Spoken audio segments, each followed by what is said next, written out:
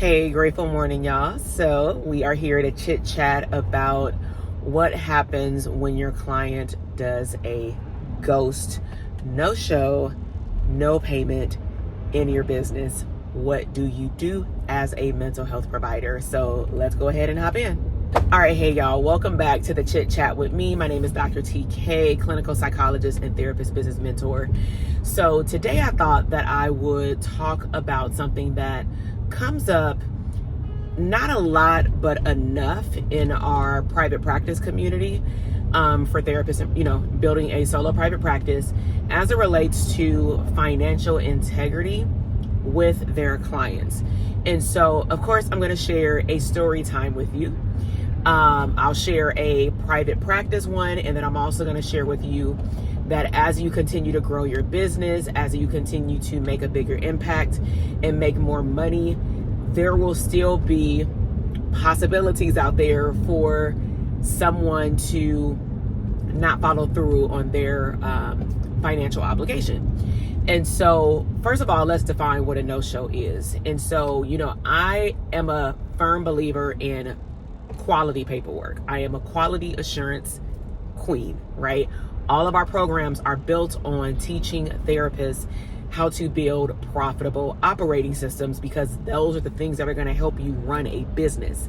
And so I would say first start with defining what do you deem as a no-show. So to me, a no-show is very different than a client running late versus a client using your cancellation policy. And then the biggest question would be, are these rules, policies for your private practice written somewhere where the client has to sign off stating that they acknowledge that they exist?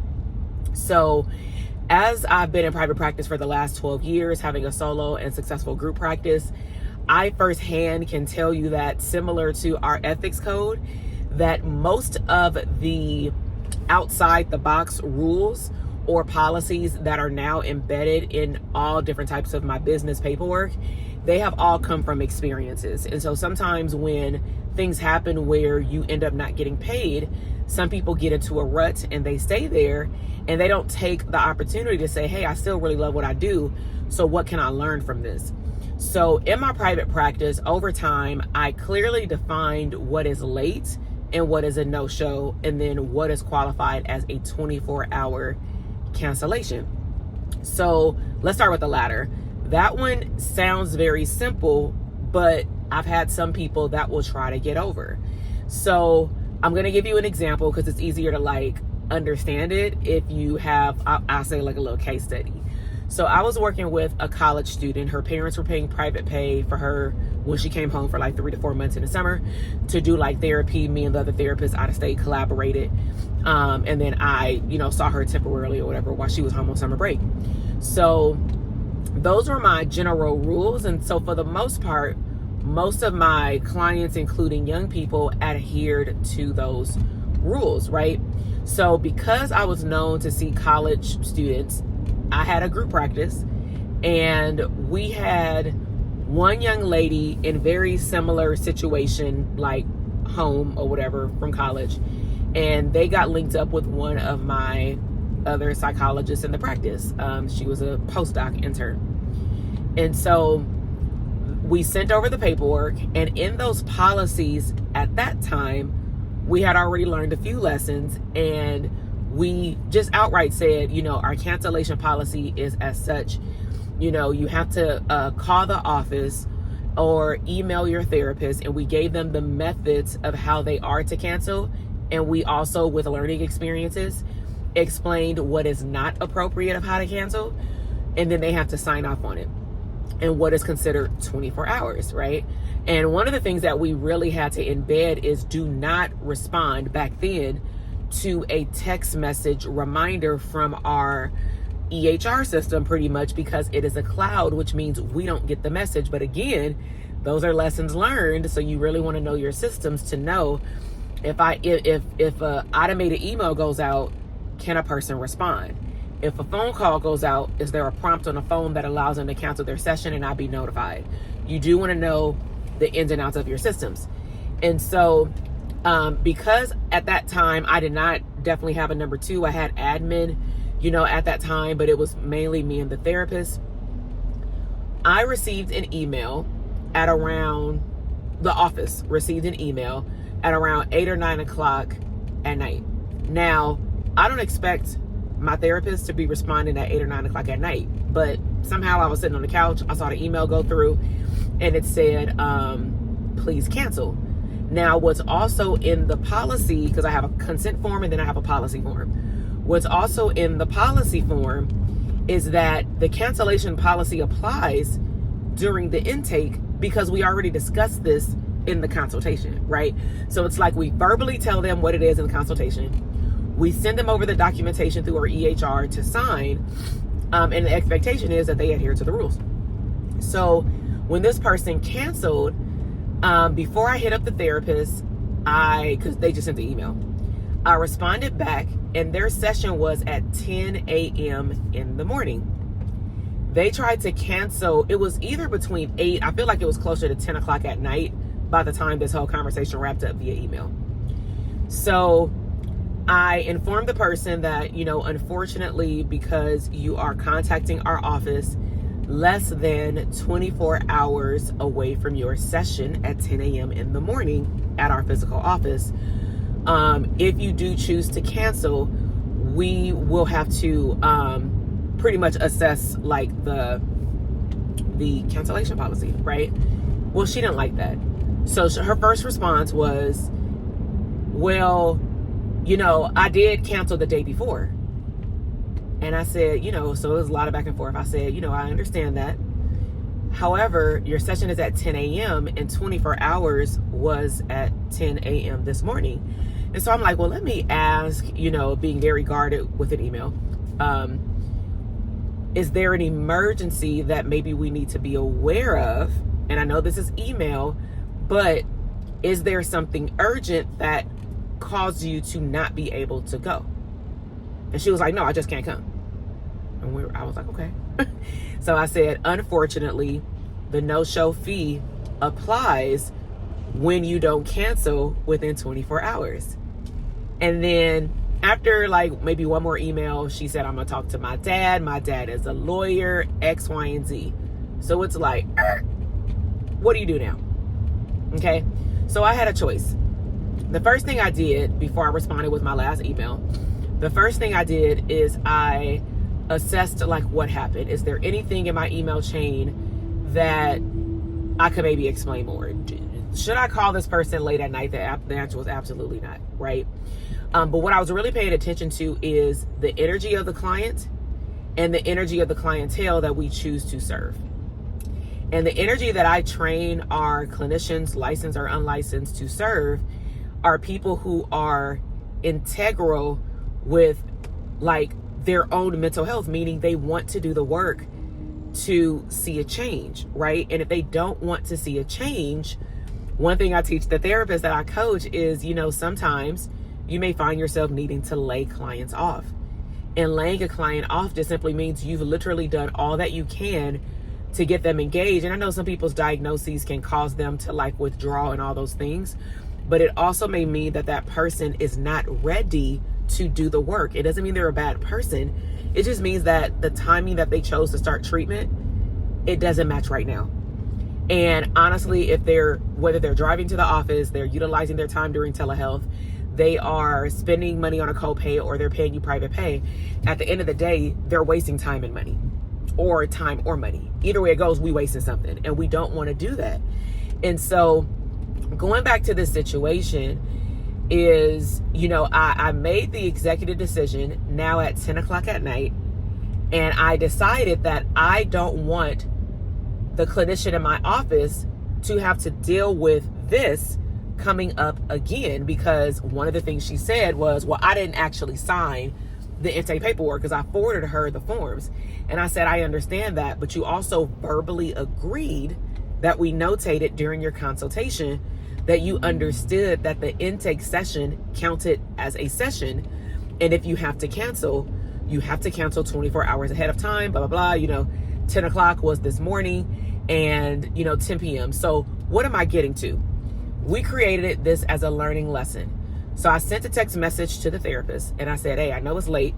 Don't know if you're up, but it's Friday, because she was seeing the girl on Saturday. And I said, a situation happened. I'll tell you more about it. And she wanted to know, so I went ahead and just called her or whatever. But I let her know that her session is now canceled. And she was like, thank goodness. She was like, I don't want to deal with that, stuff or whatever. Because I'm all in protection mode when it comes down to my agency, right? And so what did I learn from that? Well, literally the next week that I went into the office, I redrafted our policy form. I didn't make, existing clients sign it, but it was for sure in place for new people.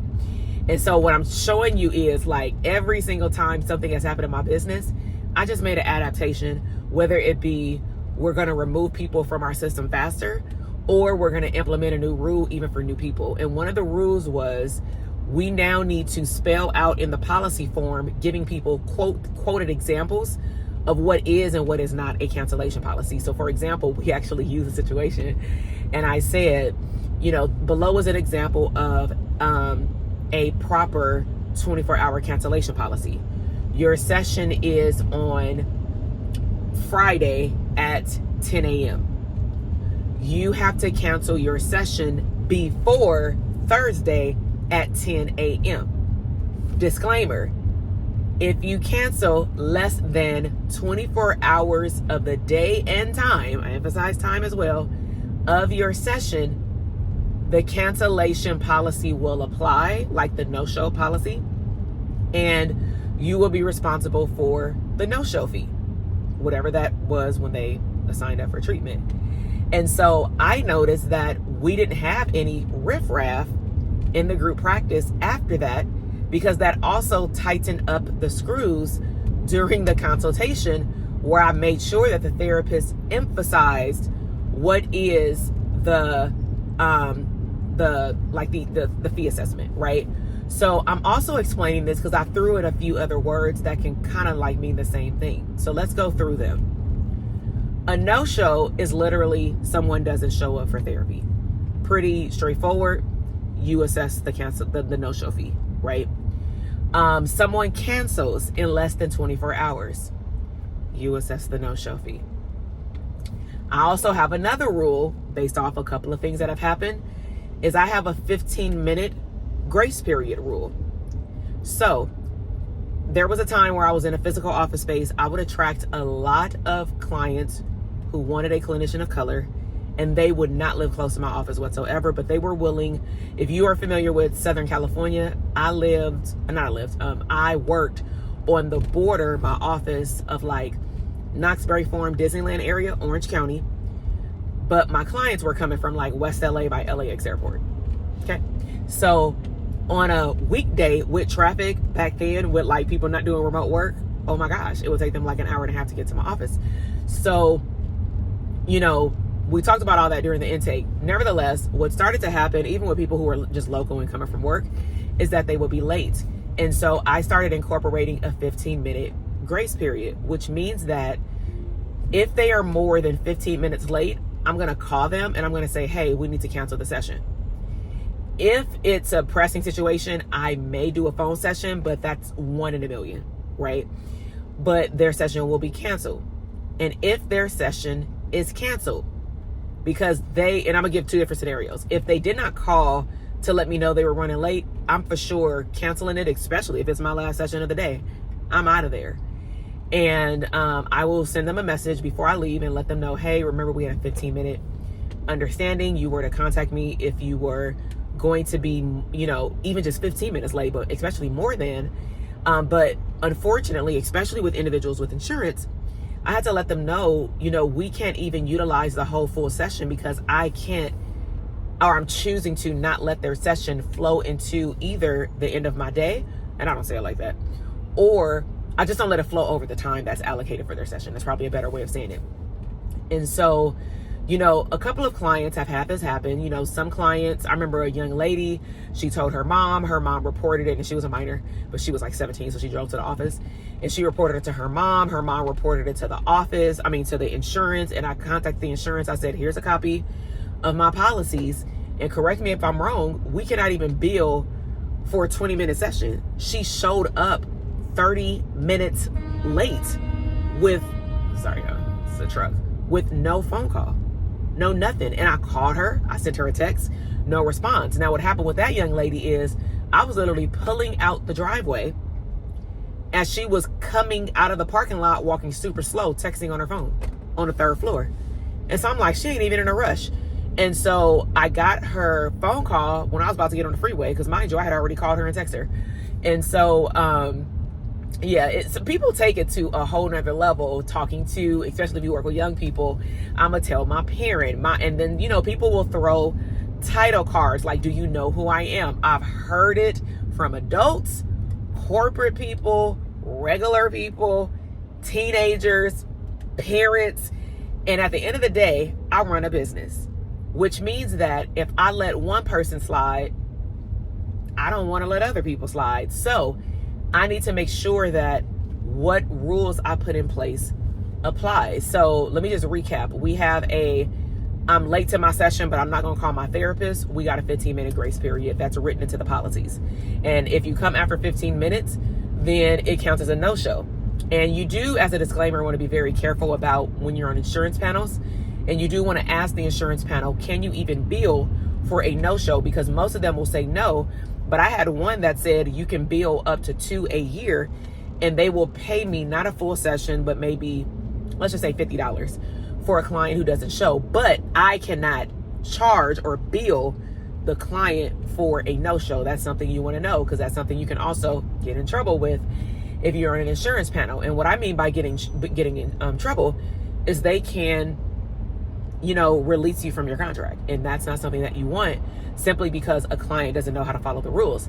So my general rule is also in my policies, if you have 2 consecutive no-shows, you will be moved either to an as needed list, specifically if it's like, maybe their work schedule keeps changing, but that's not your fault. You have a practice to run. Or if it seems like they're not even, from your assessment, actually engaged in the services like that much, then you can actually have a discussion with them about wrapping up services, aka what we call laying them off.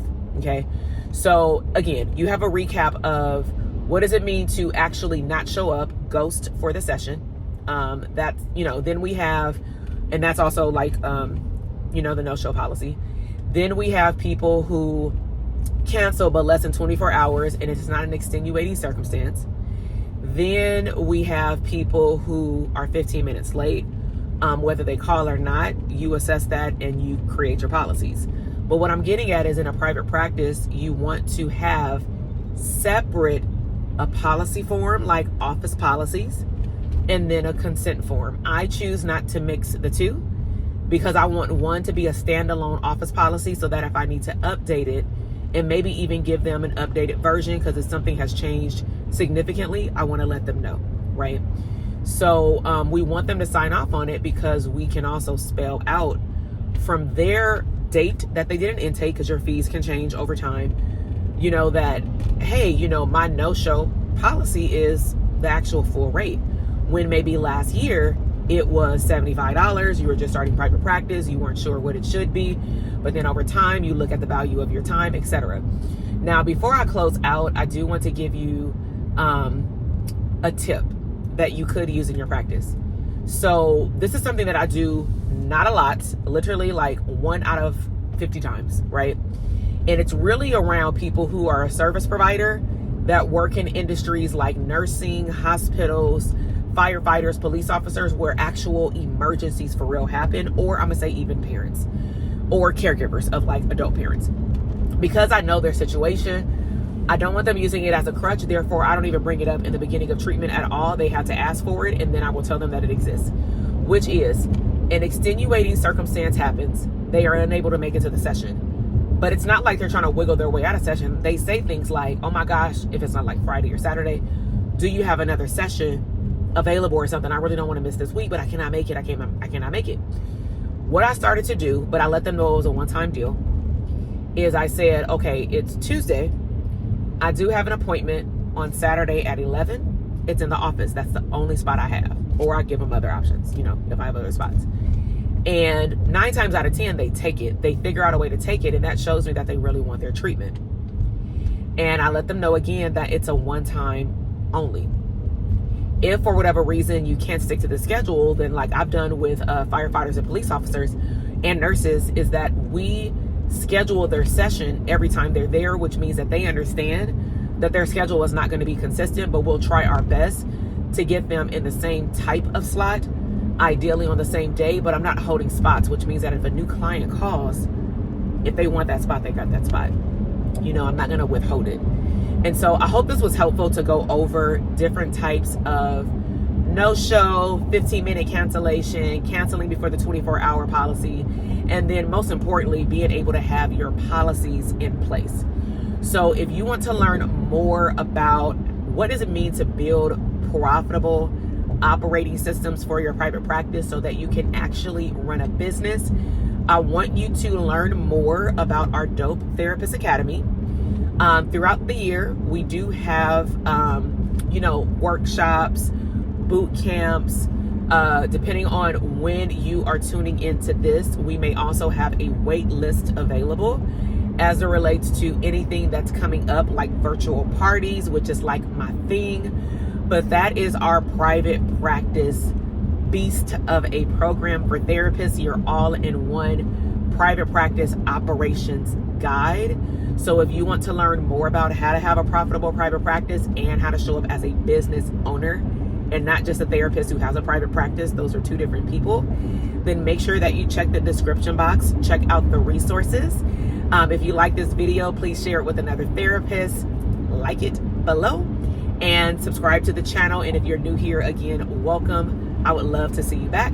Especially on these chit chats with me, because just like sidebar, because you made it to the end of the video, so I'm gonna give you, I like doing stuff like this, like you made it to the end of the video, so I'm gonna give you a little sneak peek about what's happening. I am on my way to a nonprofit. I have over the last 12 years taken my solo practice into the community where I do one-to-many. I have a contract with a nonprofit that I work with almost every single month. Some months, like coming up, we have about 2 months off, and then we're gonna come back because we're part of grants. But I love doing that work, and today I am doing clinical consultation with staff to help them understand why intakes are so important and how to understand their clients from like a different perspective, a psychological one. So have a great day, y'all. Bye.